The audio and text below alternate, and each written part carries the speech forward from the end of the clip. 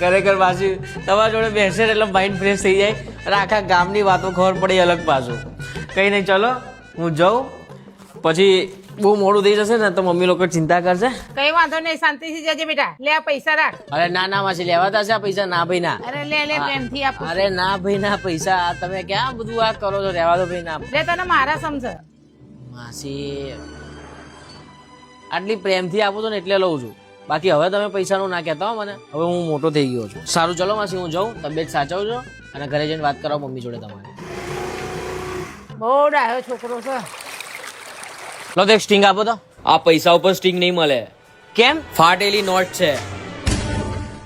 માસી, ઓ માસી. હા બેટા, શું ભૂલી ગયો? અરે યાર, આ 200 ની નોટ તો ક્યાંય ચાલતી નહીં, મને બીજી નોટ આલો ને. માસી આપો ને, એવું હોય તો 200 ની આપી દો. 200 ની નહીં, કાં તો ઓનલાઈન કરી દો. અરે માં જેવા